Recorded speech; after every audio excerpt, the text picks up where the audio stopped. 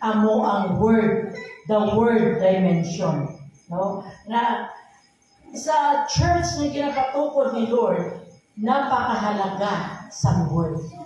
Nga dapat ang word ni Lord tagaan gid naton sa dako nga panahon kag i-apply kung ano ang nabatian ka, ina ang atong kinabuhi. Kaya ang pulong niya ay life impartation. Nagahatag ini sang kinabuhi. Kay sino kinabuhi? Ang kinabuhi sang Ginoo nagasulod sa aton. Yes. Habang nagapamati kita sa word, ang kaalam niya nagasulod sa aton, ang iya kinaiya nagasulod sa aton, ang pamatasan niya nagasulod sa aton, tanan na iya sang langit, kaya nato himuon tungod ang word dimension niya na ginatukod niya na sa aton kinabuhi.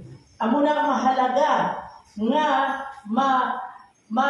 ang pattern nga ni, ang pilar nga ni, ang haligi nga ni, magiging mabakod gid siya sa aton kinabuhi. Ang ikaduha nga pilar, amo ang ginatawag na core. Ang core, C-O-R-E. Ang core, amo ni siya ang ara sa tunga para magpag-on.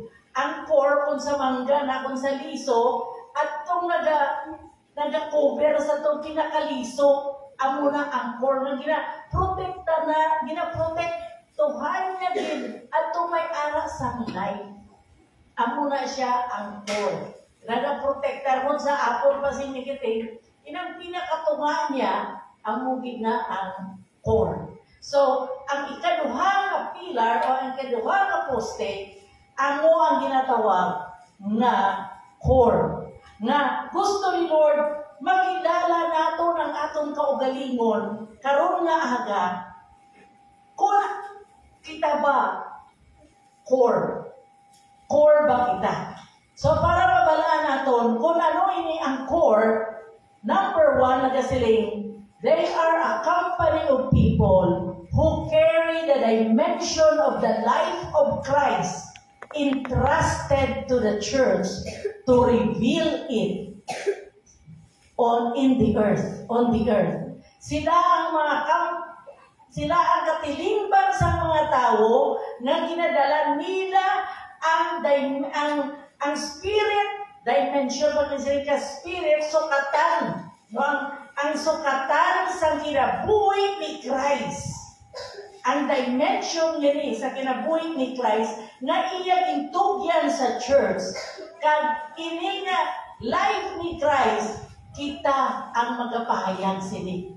Kung sa aton pa, mahibaluan kung ikaw core, kay dapat ang nagagawas sa aton life. Wala na ibang ipagwa. Si Christ in you, the hope of glory. Amen. Hindi tayo ipagawas ang atong kahinaan. Ang ipagawas na si Christ na amo ang atong kabuhi, amo ang atong kusog, amo ang atong tanan-tanan. Amo na siya, kung ara ina sa aton, isa ka sa mga haligi na ginapangita ni Lord.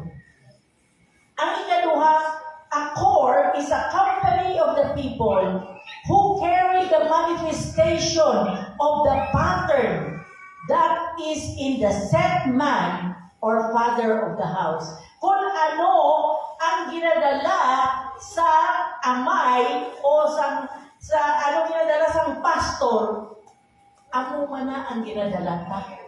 Halimbawa, ang ginadala nila kay mga bago kita nga lahi ng mga worshiper, kung core ikaw, magiging worshiper ka ba?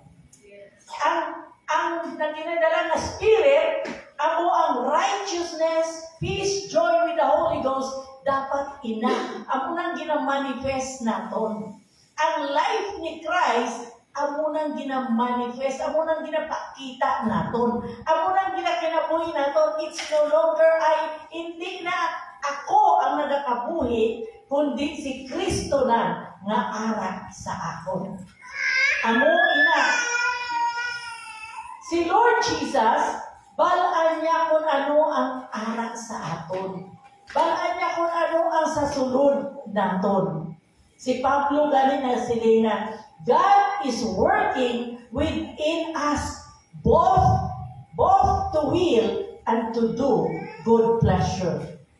Kung ang Ginoo nagapamuhat sa aton, they must also work, magapamuhat man ang tao to do His good. Ang himuon naton, nga makita naton na kung si Christ ara sa aton, ginahimo taman kung anong ginahimo niya sa una, sa ari pa siya dali sa kalibutan. Number 3, they are company of people who ignite the atmosphere with the frequency of His Spirit. Nagapainit ka. Wala ka kung mag-istorya ka, mas nagainit ang kaupod mo. Nagainit ang ila pagigugma sa Ginoo. Nagainit ang ila pagkumitar sa Ginoo. Nagainit ang ila nga Christian life. Ang muna, kung sa aton pa, isa ka sa mga haligi. Nagahata sa kainit, no? They ignite the atmosphere with the frequency of His Spirit and make it conducive for God to move. Na, ginapainit nato ng atmosphere, nagatamang kita. Kumbaga, ang bawat isa sa aton, si Christ na sa aton, bawat isa sa aton may kalayo. Kinahanglan ng kalayo naton, itabang tala, i-contribute nga mag-init ang atmosphere nga ni ang palibot at ang palibot nga ni agud nga si Lord madali siya magapamuhat sa aton. Naintindihan naton? Amen. Number 5, they are the company of people that function as the workforce to get the job done. Kung sa aton pa, mga kadamaan sa mga tao na nag-function gid. Kung baga sa parte sa lawas, kung may parte sa lawas kita na hindi mag-function, hindi man maayo. No? Ang ibig sabihin din na dapat nag-function gid kita sa mga ginapahimo sa aton. Ano man ginapahimo ni Lord sa aton, nag-function kita, agod nga ginapahimo niya, maimo naton sa insakto. Number 6, they are the company of people who hold fast and keep the life structure free from conflict or contention, bringing government into the church. Nabala nato ang life structure na dapat ang nagadalasang word, no, hindi siya ma-stop, kundi ang nagadalasang word magapadayon gid. So may mga tao nga, kung may nagadisturbo sila, ato ganin sa ito sa last Sunday, para nga ang word every day nagatuon sila sa word, tapos may problema nga ang mga byuda, wala sila na-distributan niya sa mga pagkaon. So, hindi pwede ang gusto sa laing espiritu, i-stop ang word. Pero sa hindi pwede. May mga tao dito na hindi pwede. Hindi ma-stop na, padayo na, may mga ibang din nga, wala nag-function, kinanglan sila mag-function. Para nga, ini nga buluhaton, hindi lang sa ang buluhaton nga ni magpadayon ang word dimension kag may naga-function man nga iban nga hindi gid ma-stop ang pagtuon sa word ni Lord. Akong nga damo nga life impartation ang magasulod sa aton kag mabaluan naton ang government sa church, ang pagtumala sa church.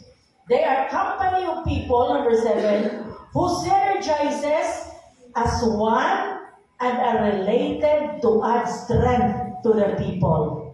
When they relate, they add strength and protection. Sila itong mga tao nga nag-unite, nagkakaisa.